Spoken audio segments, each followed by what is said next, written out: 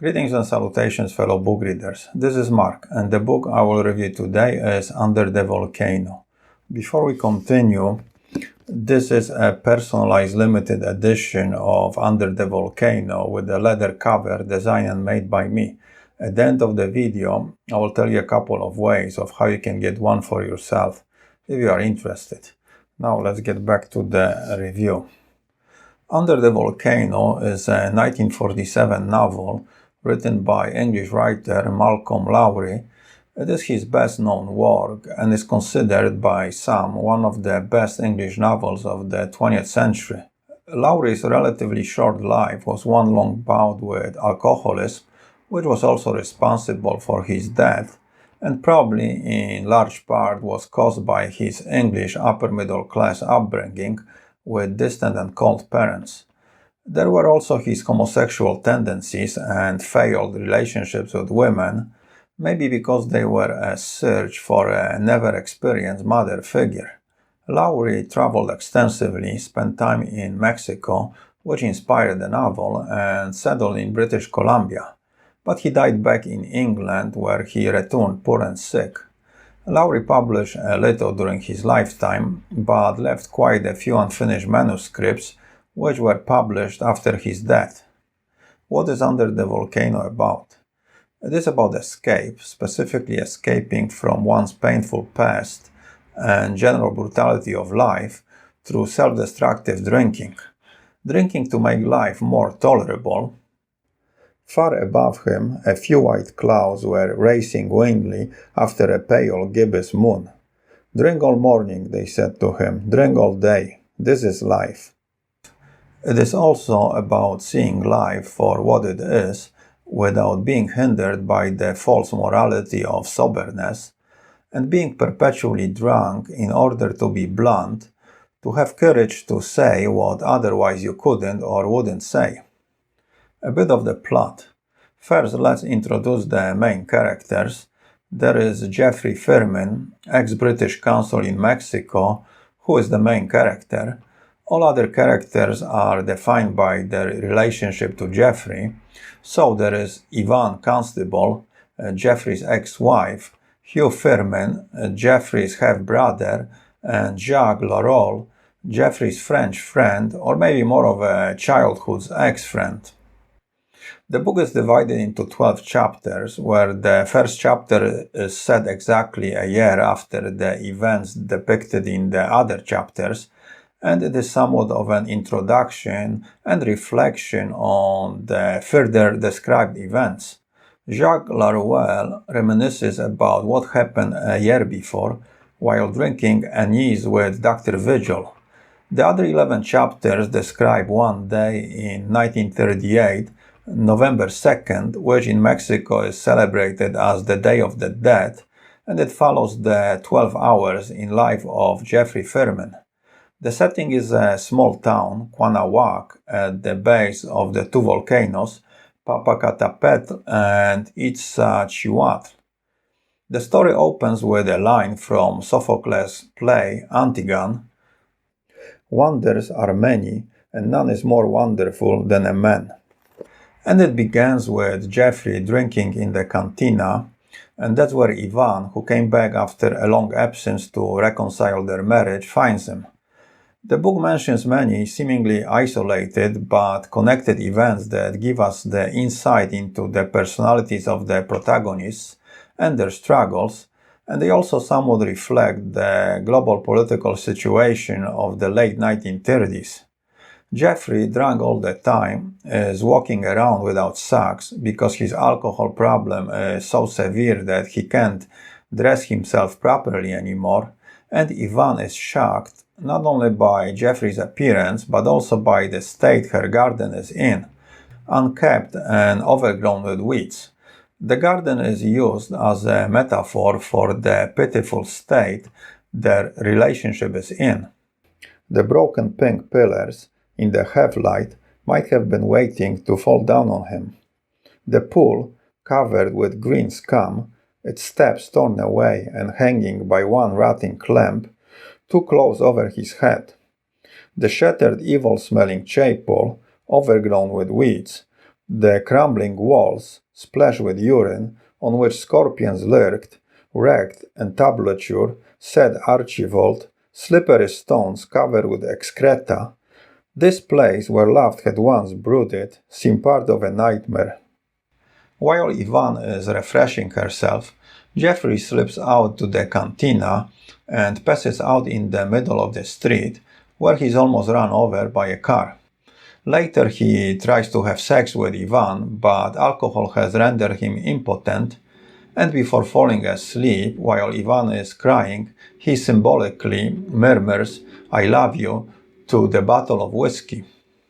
In the following part, Hugh arrives from Mexico City and takes Ivan horse riding while Jeffrey is sleeping off the alcohol and is suffering from nightmares and hallucinations.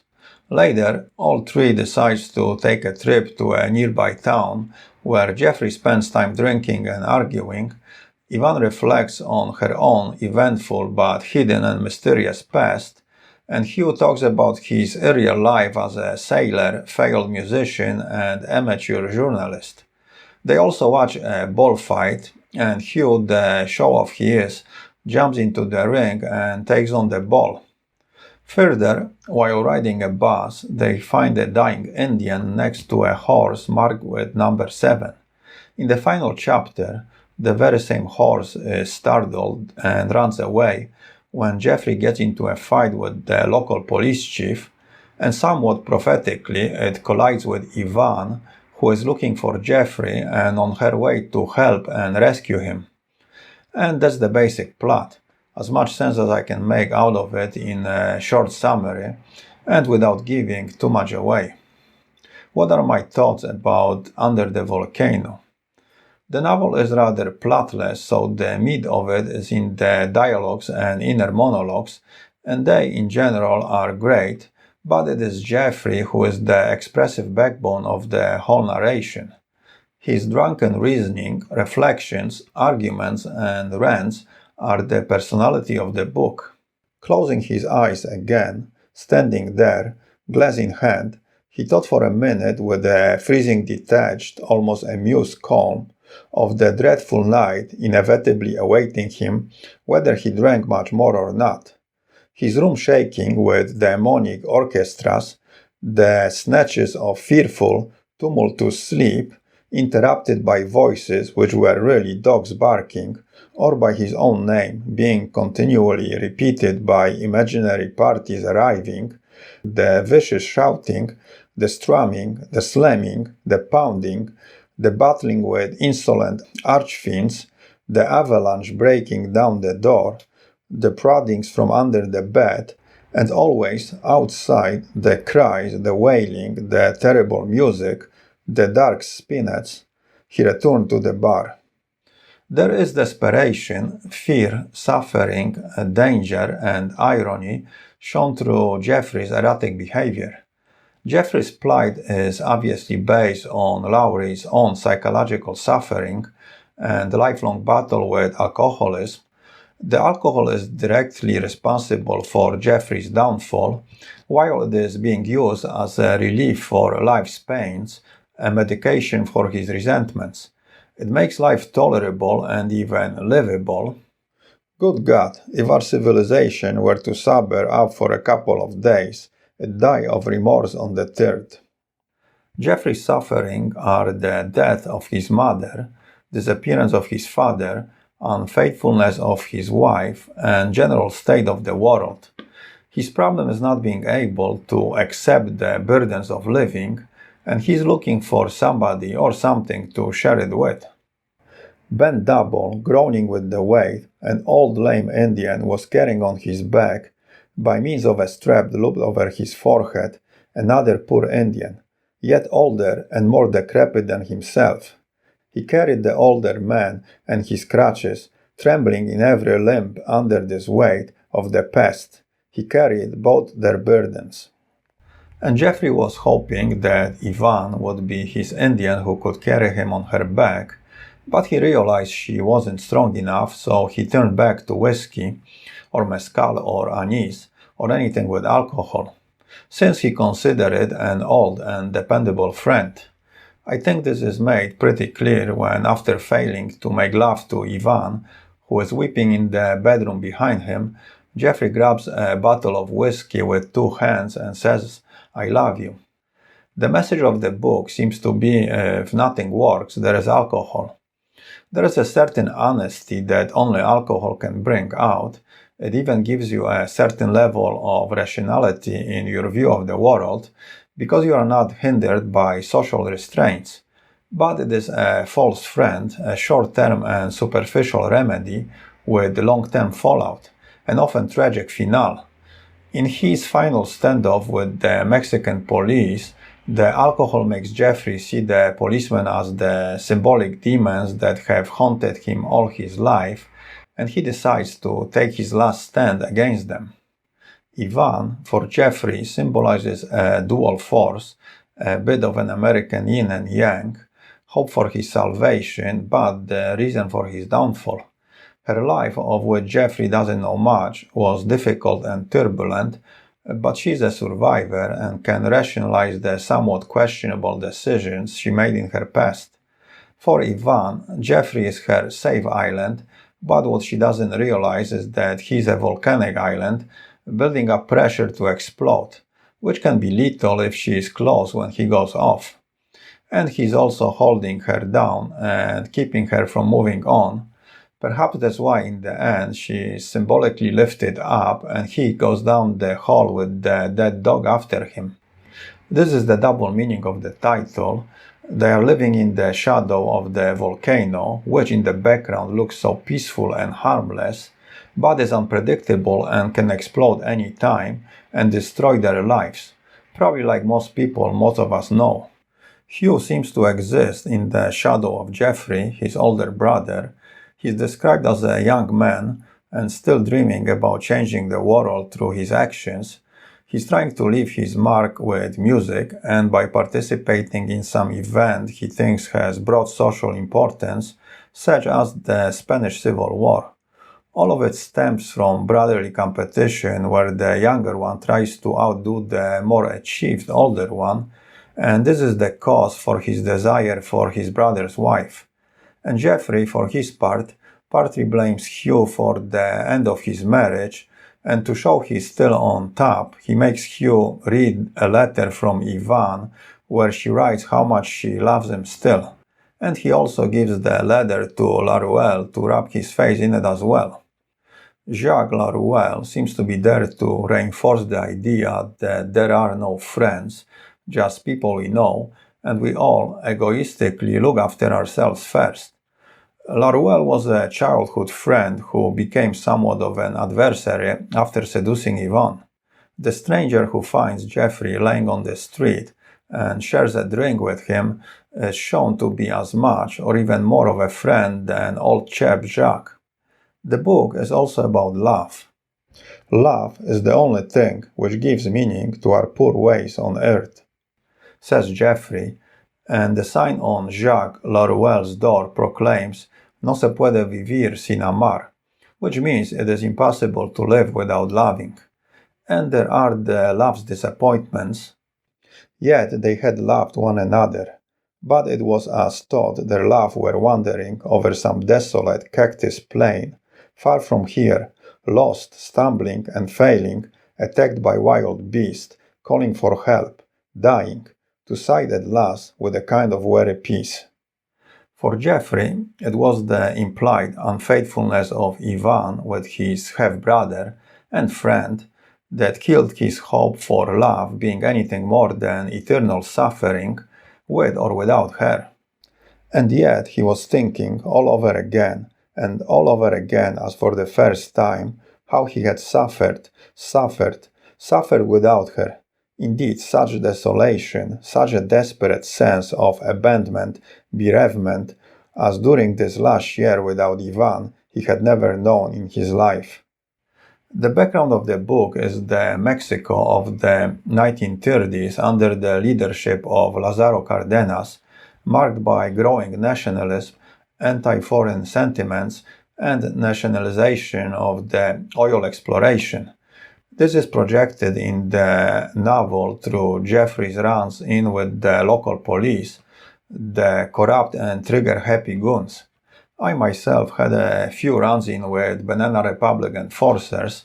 Once when living in Rio, I was walking, or maybe a bit staggering at 3 a.m., somewhat drunk. A car with four stooges cut me off. They asked me if I had any drugs, and I thought only if you had planted them on me. Then they started to look for their breakfast money in my pockets, but all they found was a few cent coin, and it didn't go down well with them. The chief stooge found another man's business card in my pocket and asked me if I was a homosexual. I thought to ask if he has a wife or a sister. I could prove to the contrary, but I have a rule not to offend anybody pointing a gun at me. I remember the 1,000 or so people that disappear in Rio every year, good part of them killed and incinerated by the police. Anyway, to sum it up, Under the Volcano is a depressive but at the same time entertaining read. It could be seen as a modern twist on Romeo and Juliet, impossible and tragic love, because it has to face the reality of the brutal and hostile world. For me, the value of the book lies in the beautiful style of its prose. There are some profound sounding but unimportant phrases. I have no house, only a shadow. But whenever you are in need of a shadow, my shadow is yours. This is something only a drunk could hear and repeat. There might be some deeper meaning to it, but almost anything can be made to sound both dumb and profound. It could be interpreted as, I have nothing to offer you, but you can have my nothing, and I find this to be kind of a defining message of the story. I found the book to be a bit of a mix of Henry Miller, if he was an English gentleman, and Joseph Conrad, without his Slavic gloom and sentimentality, which probably would produce your average English intellectual, and not surprisingly, that's what Lowry was. There is also some of Joyce's Ulysses and the idea that one day can be as eventful and as important as entire life.